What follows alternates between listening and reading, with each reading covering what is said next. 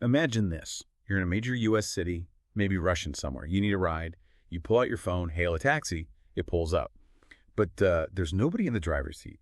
The steering wheel's just turning on its own. The car is navigating traffic like it's no big deal. And the cost for that ride, a flat $4.20. Sounds totally like science fiction, right? Straight out of a movie.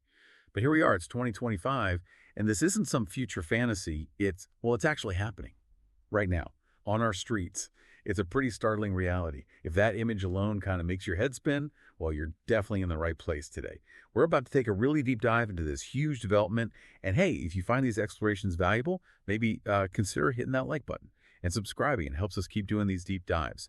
So today we're digging into one of the most talked about, maybe most anticipated, definitely hotly debated tech advancements of, well, maybe the decade, Tesla's Robotaxi service.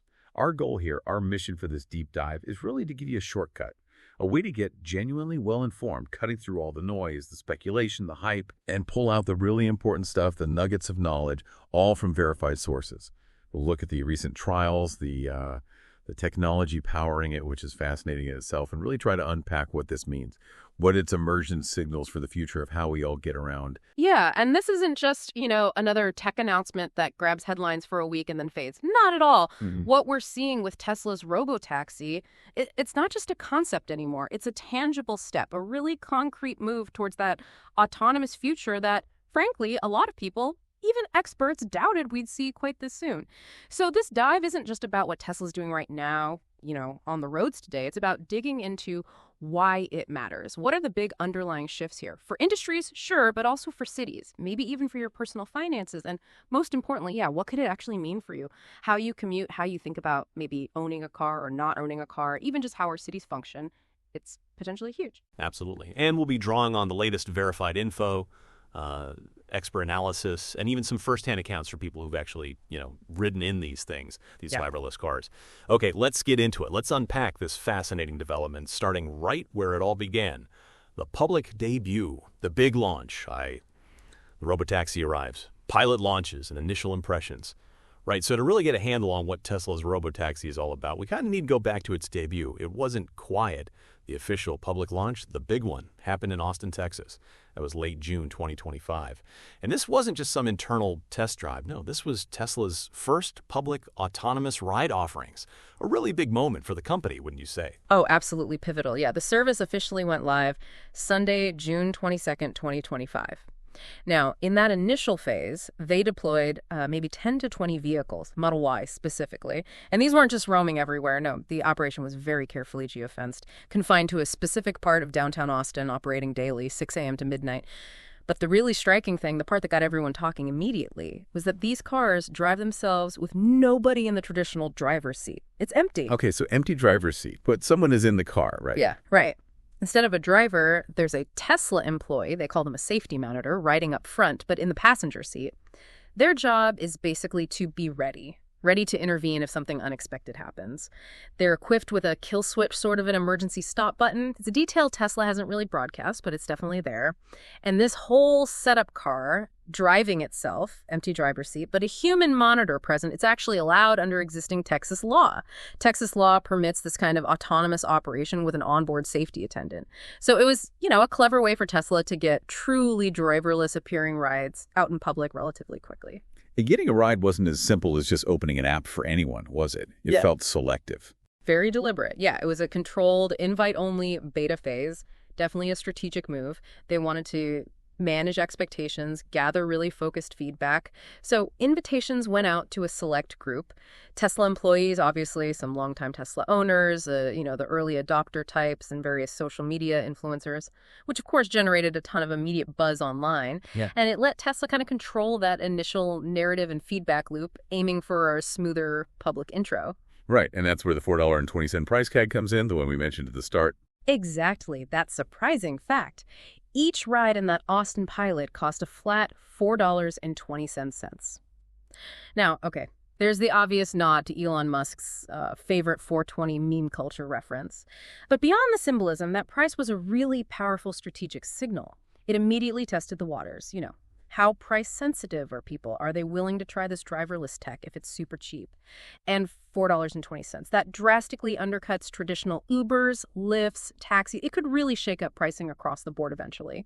It's Tesla basically saying our long-term goal is affordability, maybe extreme affordability, hinting at a future where maybe hailing a ride is way cheaper than owning your own car. To get a ride, you had to be 18 or older, use a special Tesla Robotaxi mobile app. Pretty standard hailing process, Yeah. just, no driver. Okay, so Austin creates this big splash, and Tesla, true to form, they don't sit still for long. Their next move is pretty quick. Expansion to California, the Bay Area. But that rollout, while super exciting for people there, came with a really significant difference, didn't it? It absolutely did, yeah. They were clearly encouraged by Austin's reception. So very quickly, they moved to expand the service to the Bay Area in late July 2025. Elon Musk himself announced it July 31st. Said folks in the Bay Area could now ride-hail a Tesla just like in Austin. The service area covers parts of San Francisco, Berkeley, Hayward, Fremont, San Jose. Tesla even put out a map showing the zone. And like Austin, it started as invite-only. Limited access for owners, influencers, investors, friends, and family of employees, that sort of thing. But the key difference was the driver situation.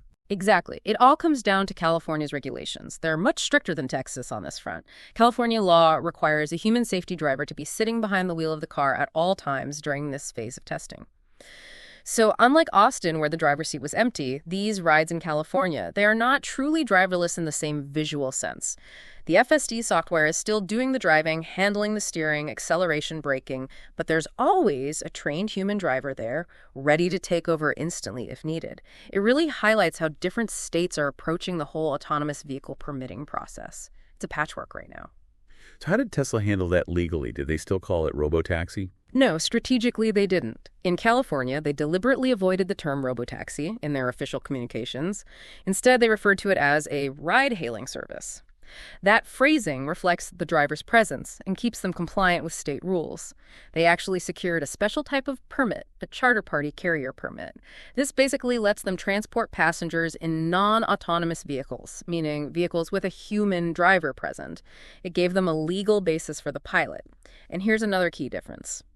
Because California hasn't yet approved Tesla for fully driverless operation, and critically hasn't approved them to collect fares for autonomous rides, the rides in the Bay Area are currently free for those invited riders, and they'll stay free until Tesla manages to get the necessary permits to charge for autonomous rides, which, based on other companies' experiences, could take a while. Years, potentially. Wow. Okay. Free rides, driver behind the wheel. But strategically, launching in the Bay Area still feels like a huge deal, doesn't it? Like planting a flag. Oh, it's an enormous strategic move. Absolutely.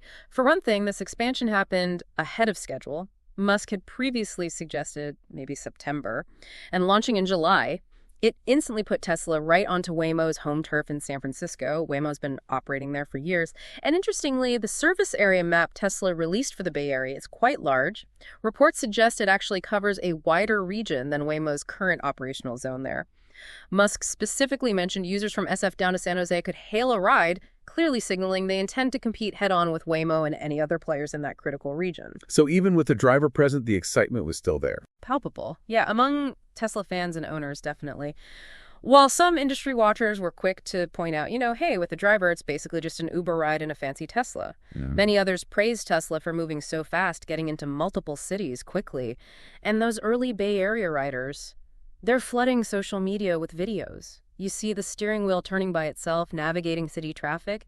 It's still a very visible demonstration of the FSD system at work, even with the driver sitting there.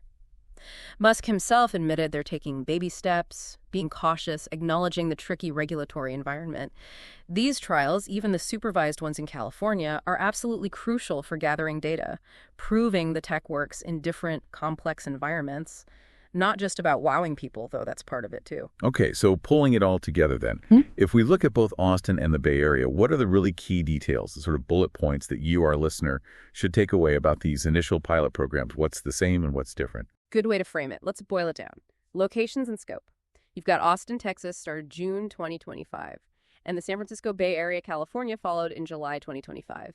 Critically, both are geofenced. They operate only within specific predefined zones. Downtown Austin, certain Bay Area cities, they can't just go anywhere yet. Access. Right now, it's invite only. Think early access for employees, their friends, family, existing Tesla owners, some influencers. The plan is definitely to open it up gradually as they get more data and confidence. Hailing. Simple enough. You use Tesla's dedicated Robotaxi smartphone app. Works pretty much like Uber or Lyft. Set pickup, set destination, car comes to you. The cars. They're using Tesla Model Y SUVs. Standard production models, but loaded with the latest full self-driving software. They also have unique Robotaxi decals so you can spot them. Initial fleets were small, maybe 10, 20 cars per city. Autonomy level and supervision, this is the big one, the key difference. The cars are driving themselves using FSD software. It's intended to operate at what's called SAE Level 4 within its domain, meaning it handles all driving tasks under specific conditions without needing human intervention, even if a human is present as a backup. But crucially, human safety operators are always present in these pilots. In Austin, the Tesla employee is in the passenger seat, empty driver's seat, thanks to Texas law. In California, stricter rules mean a safety driver must sit behind the wheel at all times. In California, in both cases, the human is there purely as a monitor, ready to take over or stop the car if needed. Cost. Austin. Symbolic $4.20 flat fare during the pilot. Signals long-term affordability goals. California. Rides are currently free. Tesla doesn't have the permits to charge for autonomous rides there yet. Hours and rules. Austin. Generally runs 6 a.m. to midnight. Riders have to be 18+ course. No unaccompanied minors. Seatbelts. Mandatory, obviously. The app even gives instructions on how to interact with the virtual driver, Don't distract the AI. Safety stuff. Tesla keeps saying safety first. There's remote monitoring of the trips, plus the in-car operator. The cars have tons of cameras and sensors feeding data back constantly. There's even a new Texas law requiring things like interior recording and a plan for first responders, so far. Reports mention only minor glitches, like a car getting briefly confused in a parking lot early on, which Tesla apparently fixed quickly. That's pretty typical for early beta software. Shows they're learning fast, too. Under the hood. Tesla's unique approach to autonomy. Okay, now this is where, for me at least, it gets really interesting and maybe a bit controversial. How does Tesla actually do this? What makes their technical approach so different from, say, Waymo or Cruise, the other big names we hear about? That's the million-dollar question, isn't it? And it really gets to the heart of Tesla's whole philosophy and engineering strategy. So, the Robotaxi platform. It's built right on top of Tesla's existing full self-driving software, FSD, and it uses their standard electric vehicles, specifically the Model Ys for now. Now, this is a key point. Unlike some competitors who build custom robot cars from scratch or heavily modify existing cars with loads of expensive sensors, Tesla is using essentially off-the-shelf Model Ys. These cars just need the latest FSD beta software in their standard hardware suite, which includes 8 cameras and powerful AI chips in the FSD computer. 8 cameras, but no LiDAR. That's the big difference, right? Yeah. That is the absolute core differentiator. Tesla's vision-only philosophy. No LiDAR, no radar being actively used for the driving decisions in their current FSD stack. That's a huge contrast to companies like Waymo from Google Alphabet or Cruise from GM. Both of those rely heavily on LiDAR, those spinning laser sensors you see on top in radar, to build super detailed 3D maps of the world around them. Elon Musk, though, has been arguing for years that cameras plus incredibly smart AI, once the neural networks are good enough, are all you need. He's famously called LiDAR expensive, a crutch, and believes it would actually hinder mass production and affordability of robotaxis. So they're trying to make the car see like a human does. Exactly, that's the goal. Instead of relying on multiple sensor types for redundancy, Tesla's approach aims to mimic human visual perception. It uses advanced AI, deep learning, complex digital neural networks to interpret what those 8 cameras see, identifying objects, predicting how they'll move, understanding the whole driving scene, all from vision. Now, this approach has definitely drawn skepticism in the autonomous vehicle world. Many experts argue for sensor fusion using LiDAR, radar, and cameras for maximum safety and redundancy, especially in bad weather or tricky lighting. But Tesla's betting the farm on vision and AI, and the big potential payoff for you, the consumer, or for Tesla's business model. Theoretically, they can push autonomous capabilities out to any car with the right hardware just through a software update. No need for specialized, expensive, custom vehicles for every single robotaxi. That's massive for scaling up. Okay, that makes sense, the scalability angle. Yeah. So if you actually hail one, what's the ride feel like inside, knowing it's just cameras doing the work? Is it smooth, jerky, human-like? The aim is definitely for seamless and familiar, like any rideshare, just, without the small talk from the driver. So the car drives up. In Austin, crucially, the driver's seat is empty. You hop in the back. The app handles everything, requests, routing. People report the app shows the car approaching on a map, lets you unlock the doors remotely, which you need since there's no driver to do it. Once you're moving, FSD takes over completely. Navigates streets, makes turns, stops at lights, yields to people, all based on what the cameras see and what the neural net predicts. Zero human input on the controls. The safety operator passenger seat in Austin, driver seat in SF, is just watching, ready to jump in. How? In Austin, they can hit that kill switch, or if absolutely necessary, they could physically slide over into the driver's seat. The Model Y front seats allow that and grab the wheel. In San Francisco, it's simpler. The driver's already there. They just grab the wheel or hit the brakes if the AI messes up or seems hesitant. Tesla hasn't released official disengagement stats, how often the human has to take over, but one insider estimate, maybe take it with a grain of salt, suggested around 500 miles between critical interventions. What that implies is most rides, probably start to finish, the car handles it, but complex situations, unexpected stuff. Yeah, sometimes the human still needs to step in. It's not perfect, but it's getting there. And it's pretty wild that this is basically the same FSD beta software that regular Tesla owners can buy and use, right? Just maybe a more tested version in a controlled setting. How has the AI itself improved to make this jump possible? It really is the same core software. Tesla even labels it full self-driving supervised for this service. That supervised part is key. It's their way of saying, look, the software's doing a lot, but a human is still expected to be responsible. That's how California regulators see it, too. They classify it similar to consumer driver assist because ultimate responsibility remains with the human supervisor. How does it behave? Well, reports say the robotaxis drive a lot like a cautious, experienced FSD beta user. They handle most city driving well, but they tend to be conservative, maybe pausing a bit longer at a stop sign than a human would, sometimes hesitating on tricky, unprotected left turns, maybe taking turns a little wider than necessary. This caution is probably deliberate, and every single ride, every hesitation, every smooth maneuver, it's all being logged. All that data feeds back to Tesla to train and improve the neural network. It's a massive learning loop. Elon Musk mentioned recently that the latest FSD software, version 11 plus City, processes something like 10 times more parameters in real time. That huge jump in processing power gives the car much better situational awareness. That leap, which seemed to happen around late 2024, early 2025, was apparently key. It included merging city and highway driving into one single AI model, which was a big step. That seems to be what gave them the confidence to finally launch the Robotaxi pilots. And they're pushing towards what they call end-to-end AI driving. This is a really big shift. Instead of engineers writing millions of lines of code for every possible if this, then that scenario, the neural network learns to drive directly from video data. It sees the camera input, and it directly outputs steering, acceleration, braking commands. More like how we learn to drive, intuitively. That promises much more fluid, human-like driving, especially in complex, unpredictable situations, and it learns from billions of miles of real-world data from customer cars. That scalability aspect you mentioned earlier, leveraging customer cars, that seems like Tesla's ultimate ace in the hole, doesn't it? It's such a different vision for scaling up compared to everyone else. It is. It's incredibly ambitious and potentially revolutionary if they pull it off. So instead of building and operating a fleet of maybe thousands or tens of thousands of dedicated robotaxis like Waymo is doing, Tesla's long-term vision involves letting existing Tesla owners participate. Musk has talked about a future software update allowing any Tesla with the FSD capability to join the Robotaxi network. The idea is your car could make money for you while you're at work or sleeping. His quote was something like, "Instead of your car sitting in the parking lot, it could be earning money." Just think about the potential scale. Tesla already has millions of FSD-capable cars on the road. If even a fraction of those owners opt in, you could have a massive, instantly scalable robotaxi fleet in potentially hundreds of cities. It's a huge potential advantage over competitors who have to build, deploy, and manage every single car in their fleet themselves. Imagine the impact on your personal finances, too. Your car goes from being a liability, something that costs you money, to potentially an asset, something that generates income. But, and this is a big but, this entire vision hinges on achieving true, reliable, full driverless autonomy, where no safety driver, no monitor, nobody needs to be in the car at all. That's still the goal, not the current reality. It's a bold vision, but one that could totally reshape mobility and ownership. And they've also shown a concept for a dedicated vehicle too, right? One built just for this purpose. Yes, they have. Back in October 2024, Tesla unveiled a prototype of a dedicated robotaxi vehicle. It looked pretty futuristic.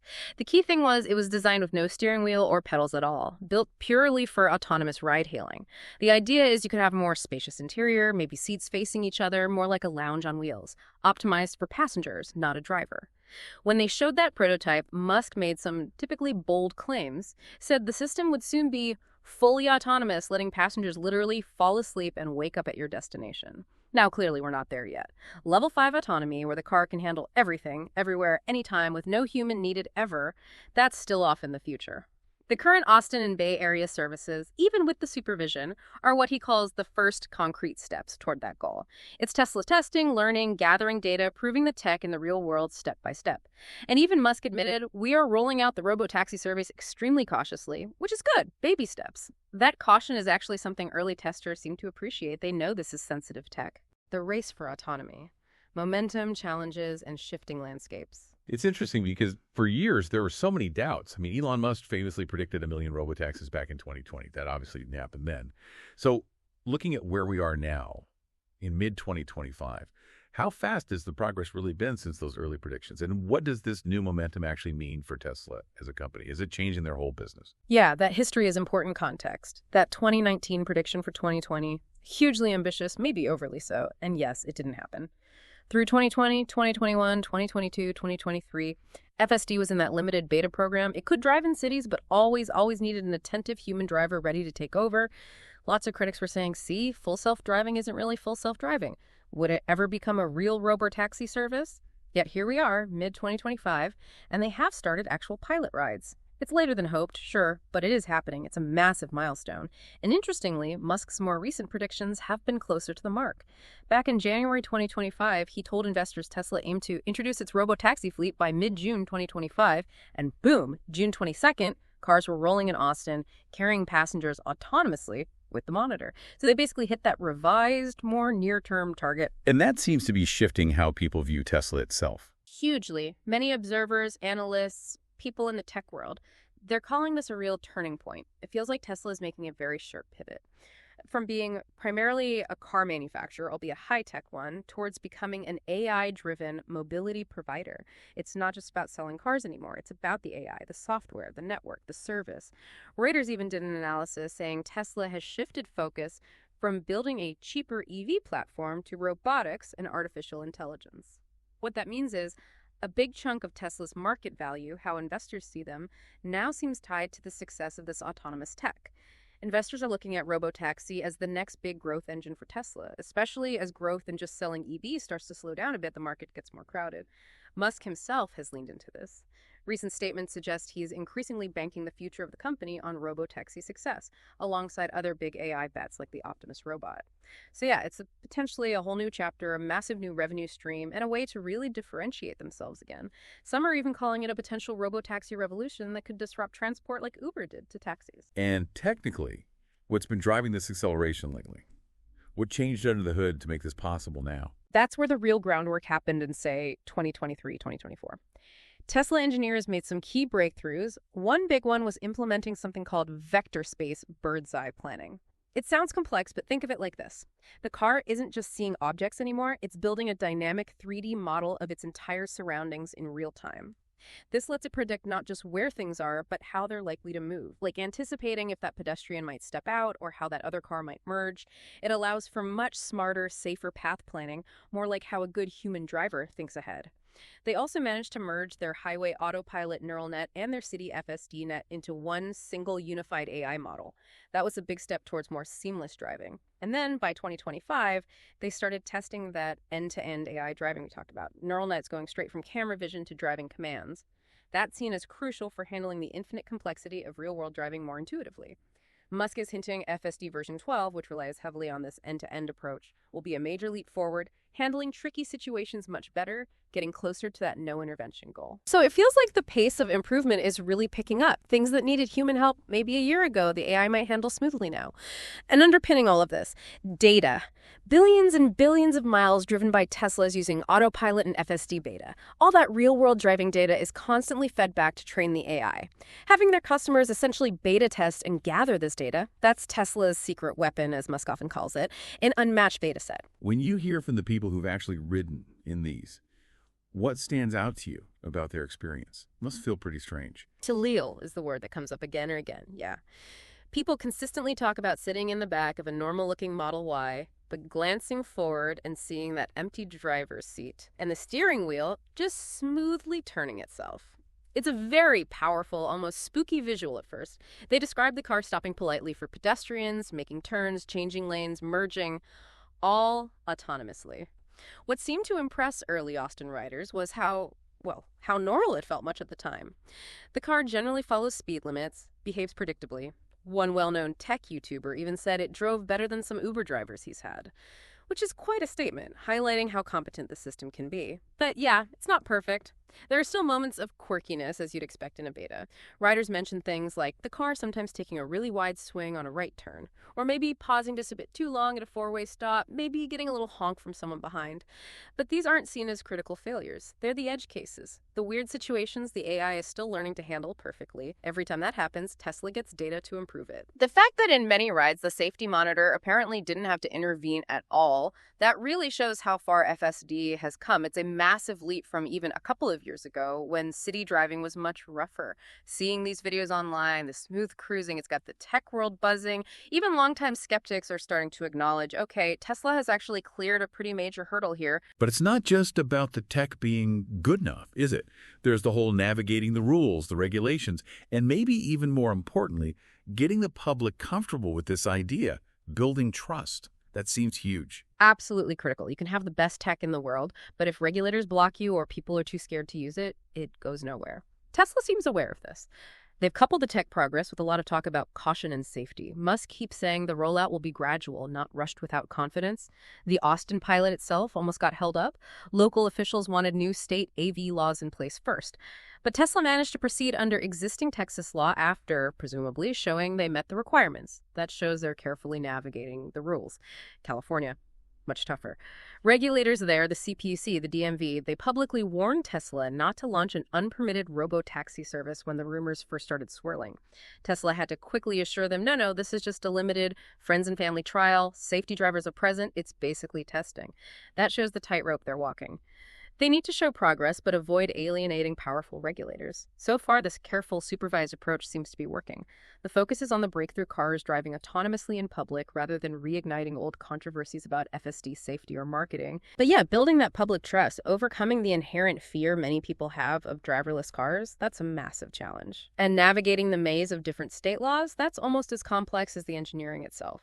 Ivy, what's next? Scaling up and stepping toward full autonomy. Okay, so looking ahead now, what does this all mean for the future?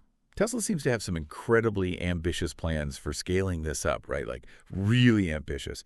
Understatement of the year? Maybe. Yeah, Elon Musk has thrown out a truly massive goal.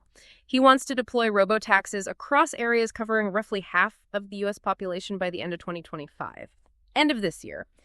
That is incredibly aggressive. It implies a very rapid expansion into many, many new cities within just a few months. On an earnings call, he specifically name-dropped California, Nevada, Arizona, and Florida as near-term expansion targets. Which makes sense. Nevada and Arizona are generally seen as more AV-friendly states. But hitting half the U.S. population by year-end? That would mean getting regulatory green lights and launching operations in numerous cities incredibly quickly. We'll have to see if they can maintain that pace, but they are definitely laying the groundwork. There was a report, I think, from Electrek saying Tesla was already recruiting vehicle operators, basically, safety drivers in about 9 other U.S. cities beyond Austin and the Bay Area. So hiring in places like Miami, Las Vegas, maybe Phoenix, that strongly suggests they're gearing up for more pilot programs, similar to the current ones, likely starting soon in key markets, getting ready for that wider supervised rollout. But that brings us back to the regulators, especially in places like California that are known for being stricter. How are they likely to react to this push for rapid expansion? It seems like a potential clash brewing. It's definitely one of the biggest hurdles, that dance between innovation speed and regulatory caution. In California specifically, Tesla can't just flip a switch and launch a paid driverless service. They have to go through a much more formal step-by-step process. They need distinct permits from both the DMV for testing driverless cars safely and the CPUC to operate commercially and charge fares. Companies like Waymo and Cruise spent years getting those permits, providing tons of data, going through reviews. Tesla's really just at the beginning of that formal process in California as of mid-2025. Their current California pilot safety driver present, free rides, that's basically step 1. It's allowed as long as it's supervised and not charging. The next steps would typically be getting permission for driverless testing, maybe with no passengers or only employees. Then driverless rides with passengers, but still free. And then finally, getting the permit for full commercial paid driverless service. Each step needs approval. Now, Musk seems to hope Tesla can speed this up. Maybe by showing success in Austin, they can convince regulators elsewhere, like California, to move faster. See? It works safely here. But will California regulators buy that? They've historically been wary of Tesla's public beta testing approach. And remember those recent warnings. The DMV and CPUC seemed quite concerned Tesla might jump the gun. Tesla's lawyers had to assure them they'd follow the process, starting with drivers and no fares. That whole exchange really highlights the friction. Tesla needs to be super transparent and cooperative with regulators, especially in California, if they want to hit those ambitious targets without major roadblocks. Okay, significant hurdles. But Tesla does have some unique advantages in this scaling race, doesn't it? Things that maybe Waymo or Cruise don't have to the same degree. Oh, absolutely. And these could be game changers. First off, manufacturing. Tesla builds millions of cars. When they decide to scale the robotaxi fleet, they can potentially ramp up production of dedicated vehicles, or more uniquely, they can tap into that massive existing fleet of customer cars already on the road. Compare that to Waymo. They have a technologically advanced service, but their fleet is smaller, made up of custom-fitted Jaguars and now Zeekr vans. They have to build or procure every single robotaxi. Tesla's potential to leverage its existing ecosystem. That's a huge speed advantage. Second, and maybe even more profound, is that idea of universal capability. Theoretically, almost any Tesla with the FSD hardware could become a robotaxi via software. That allows for a decentralized network, individual owners opting in. And Musk's floated that idea of revenue sharing the Airbnb for cars model. Imagine millions of private Teslas available on the network. That's a scale that dedicated fleet operators might struggle to match without absolutely colossal investment. Now again, this owner participation model relies on achieving full autonomy first. But Tesla's actions patent filings for a Tesla network, code snippets, and software updates related to ride-hailing, they strongly suggest this is the long-term plan they're building towards. It's a business model innovation just as much as a technical one. So the ultimate goal then, the truly unsupervised car, no human inside at all. What needs to happen technically to get there? What's the final step? That's the summit they're climbing towards, yeah. True level 5, or at least very robust level 4, where the car handles everything within its defined area. No ifs, ands, or buts. Right now, FSD beta is still officially level 23. It needs supervision. To legally and safely remove that safety driver or monitor, Tesla has to prove an incredibly high level of reliability. We're talking a safety record demonstrably better than a human driver across almost all conditions. It needs to handle those tricky edge cases, the weird stuff, unexpected events, bad weather flawlessly, or at least have safe fallback procedures. Musk's benchmark is that it should be so safe you could literally sleep in the car without worry. Getting there requires immense confidence and capability. That probably means needing FSD version 12 or even beyond. The version Musk is teasing is fully end-to-end AI, which he claims will bring exponential improvements, allowing the car to reason more like a human, handle novelty better. It's a massive AI training and validation challenge. And then there's that dedicated robotaxi vehicle, the one without the steering wheel. Musk mentioned back in 2022 they were working on it. A prototype was shown internally. When will it go into production? That's still secret. Maybe they'll deploy a small number in specific markets first, as a showcase, kind of like GM Cruise did with their Origin vehicle.